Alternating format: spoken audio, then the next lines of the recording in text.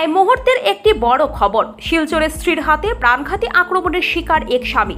সোমবার শিলচরের সৎসঙ্গ আশ্রম রোড সংলগ্ন গ্রিন লেনে ধারালো অস্ত্র দিয়ে স্ত্রীর প্রাণঘাতী আক্রমণের শিকার হলেন স্বামী। আক্রমণকারী স্ত্রীর নাম মৌসুমী দাস ও স্বামীর নাম বিট্টু দাস। বিট্টু পেশায় একজন স্বর্ণকার। হাইলাকান্দি জেলার লালাবাজারের বাসিন্দা বিট্টু বলে জানা যায়। শিলচর সৎসঙ্গ আশ্রম রোডে সংলগ্ন গ্রিন লেনে একটি ভাড়া গড়ে স্ত্রী ও সন্তানকে নিয়ে থাকতেন বিট্টু দাস। সোমবার সকালে হঠাৎ চিৎকার চেঁচামেচি শুনে উপরতলা থেকে নিচে আসার পর ঘরের দরজা ভেতর থেকে বন্ধ অবস্থায় পান ঘর মালিক।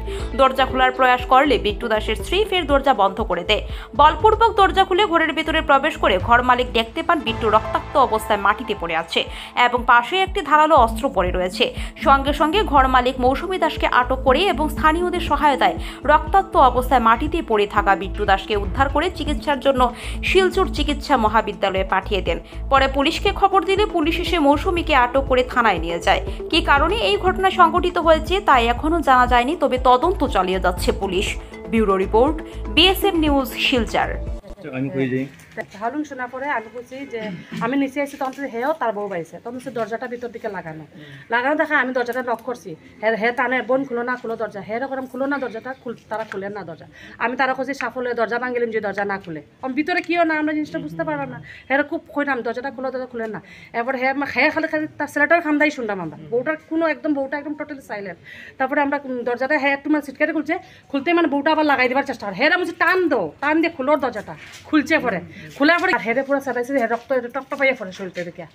এরপর কি আমরা তাই দিকে তারা কইছি ধরো, তাই হেয়ার আমি মিলিয়ে ধরছে, তার বউয়ে ধরছে, ধরিয়া তাই হাতে চাকুটা লইছি, লইয়াও যেখানে রাখিছে। এরপর দাঁটা দেখি চকের সামনে রাখা, দাঁটা আনছে পাই না। এরপর তাই আমরা কাপড় দিয়ে হাতে পায়ে বান্ধিয়া আসছে। এরপর তো হের কি অবস্থা, মানে হের বাচ্চাটা কিন্তু হের কুলেই বাচ্চাটা হয়েছে। তার মানে বোঝা যায় মানে বাচ্চাটা সেফটির লেগে হে মানে তাই সুযোগ পাইছে। তার নামটা কি আমিও জানি না, তার নামটা কি তার বিট্টু দাস। ভালো নাম কোন বিট্টু দাস। আর মেটার নাম? আর তোমার দিদির নাম মৌসুমী দাস। বাসা তো তারা অনেক আপনার নাম? তুমি হাজবেন্ডের কোন জায়গাতে? হাজবেন্ডের কোন লালাবাজারে। আর আপনার নাম কি তা?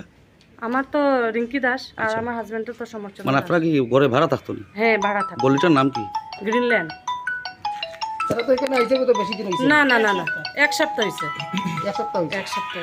তাই তো রিসেন্ট আইসে খালি হ্যাঁ, যে সময় জিনিসগুলো নিয়ে আইসে হ্যাঁ 1 লাখ থাকছে, সেটিং করছে তো ইয়ের যেখানে তার সেটিং করছে।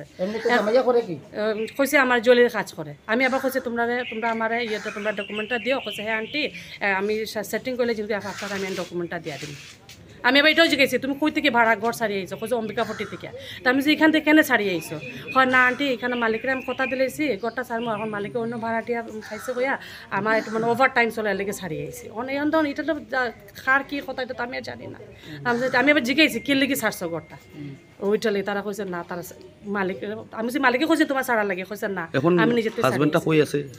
হসপিটালে মেডিকেল সিরিয়াস তো মানে আপনারা মানে দেখছুন চিৎকার চেঁচামেচি শুনিয়া নামছি আমরা। আপনারা উদ্ধার করে মেডিকেল পাঠাইছি। আমার নাম রূপক চৌধুরী, আমি এই বাসাতে ভাড়া থাকি লাগা রুমে। আমি গড়ে আসছিলাম, হঠাৎ করে মানে ওই লাগা রুমে দিকে একটু চিৎকার শুনলাম আর কি। চিৎকার শুনলাম, আমি ভাবছিলেন কি তারা ডাকি, দরজা খুলে না, শব্দ করে না।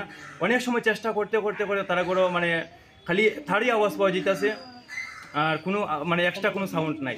অনেক কষ্টের পরে মানে দরজাটা খুলছে। দরজাটা খোলার পরে দেখি তার খুব সিরিয়াস অবস্থা। যাই হোক আমার নিজের চোখে দেখছি যে হের মানে কন্ডিশনটা খুবই খারাপ।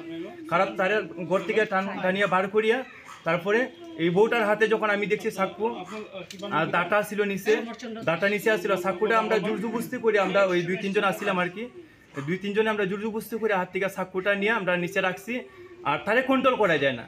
কন্ট্রোল না করতে গিয়েছিল যেমন আমরা সবাই দৌড়াদৌড়ি করে, যেমন আমরা আপনার ডিজে দেখছেন আপনারা আমরা ঘরে বান্ধিয়ে রাখছি, নাহলে আমরা কন্ট্রোল করতে পারি না।